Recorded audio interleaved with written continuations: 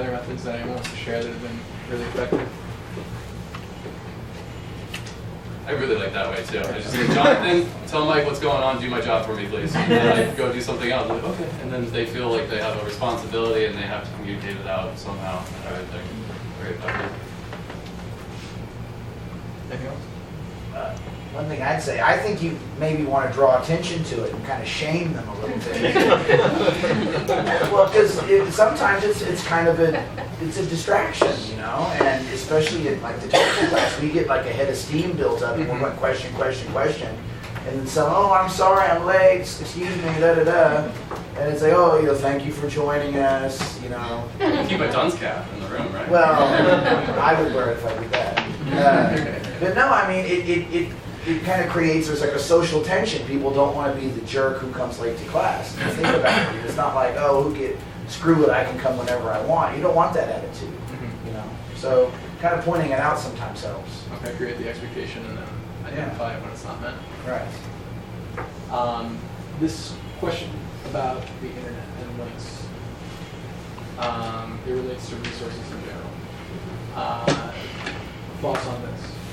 Either in terms of actual listening resources, putting them on CDs, it's kind of a technical question, or resources more, I don't know, more broadly as well. You're asking if it's technically possible to put like an Is it NPR possible on to put a CD? So it's possible to put the information on a CD. Yeah, they don't make CD burners anymore in their computers and stuff, so that's going to get harder and harder as you go. But it's possible to have the documents saved to an external hard drive. Yes. So, What kind of, in your classrooms, what kind of technology are you working with besides lights and occasionally air conditioning? What kind of, do you guys have computers in your room and TVs and Yeah, the thing is that often on the Upper West Side, we're not able to access the internet. the internet? We goes have out a computers, lot. we have Yeah. all the technology we need, but we don't have internet access. It's on and off. Okay, yeah, so if you had it on a flash drive though, it would be Right, accessible yeah. on all these types of Yeah, things. yeah, Okay, a flash drive, CD, whatever. Yeah. so if the listening, depending on the resource, if you're using NPR and you have an NPR account, you can download every link You can to your download computer. If you have MP3s. internet at home, Yeah. you can do that, and then you would have it on whatever device you have to Yeah. use in class. But maybe that gets more to what you're going to talk about later for this. Yeah, we can discuss that more at that time.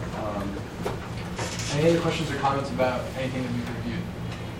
Okay, so I just want to go over the advantages of this. One, minimal planning, not a lot of technology needed. You reveal the gaps in knowledge that the students have, so if they have vocabulary, grammar, whatever the issues might be, that's going to come right up to the surface.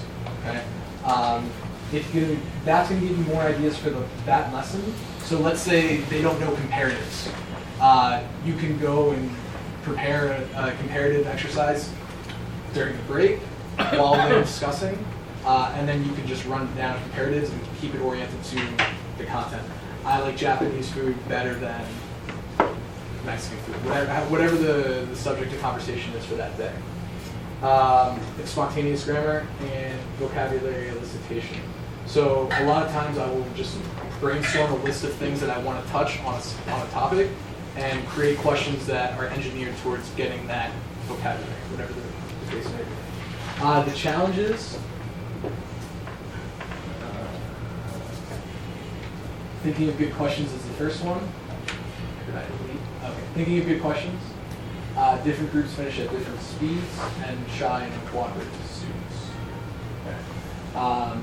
The way that we can work around shy and uncooperative students is assigning roles, as you've been assigned roles. As Taylor assigned you roles. The more talkative students are going to be the scribes. The less talkative students are going to be the presenters. And then you kind of meet everyone's needs as necessary. Any questions about how this activity functions, extensions of this activity, anything else like that? If you run short on time, if the activity runs short, what I then sometimes do is by the end of the lesson, there's probably 50 to 100 vocabulary words. And then I would have students pick 5 that they didn't know previously and write 5 sentences on those words. and then assess whether or not we taught them or learned them, and then go back over them between pair shares and then group shares. Okay? I have a question. Yes. So you do this for all 4 hours with All 4 various hours. things going on maybe inside. And how many questions do you generally ask? So today we did supernatural and superstition. I started with 15 questions. Okay. 15 questions that I wrote out on the board, and the only preparation that I did the night before was Googling superstitions and supernatural and just being like, okay, Sasquatch, omen, myth, whatever, all these things that I might not think of on a Friday morning.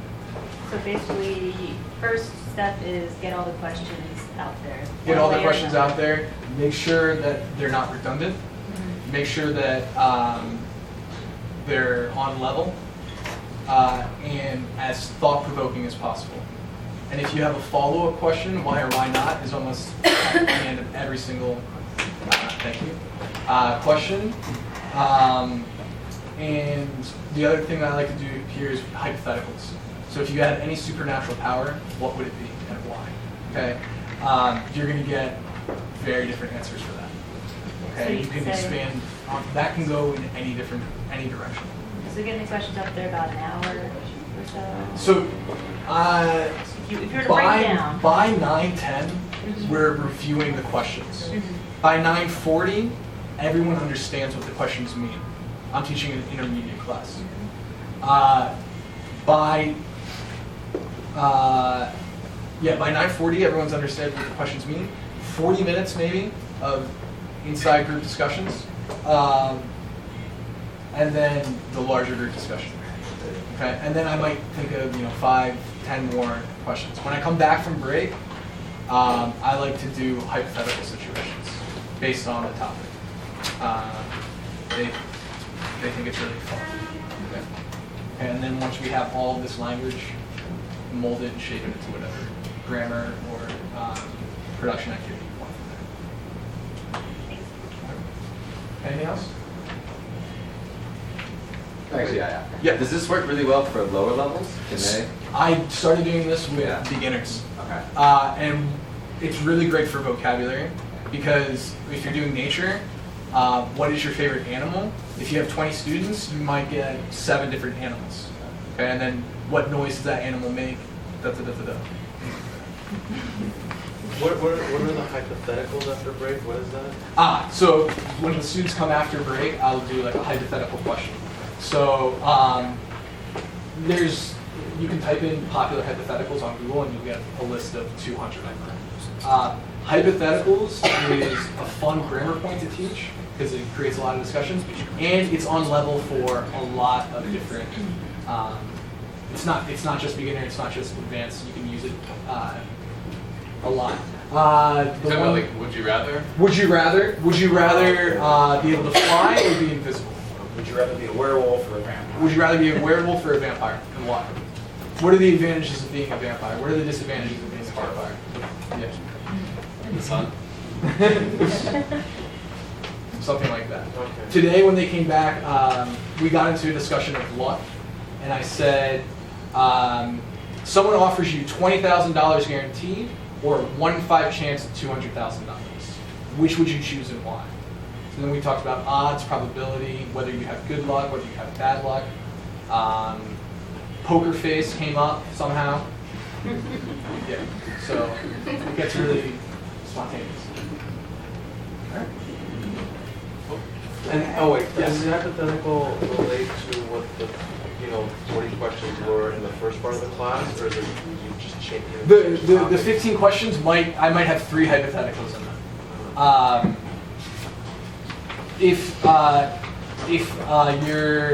family member of yours was spending $100 a week at a psychic, what would you do and why? Okay, for supernatural. As opposed to saying, do you believe in astrology or do you believe in psychics? Okay. Now it's a moral question. Okay. Now, this happened to my brother-in-law, but I don't know how to say brother-in-law, so I say the husband of my wife, and now we know what brother-in-law. You know what I mean? So that you figure out where the gaps are, and then you just kind of flow with it.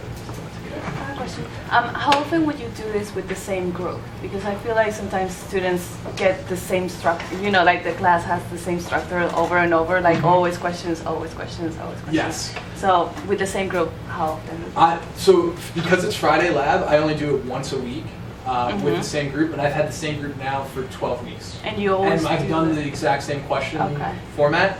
In the beginning, you kind of have to earn their trust because they might Yeah. think it's a little silly or what are we doing, right?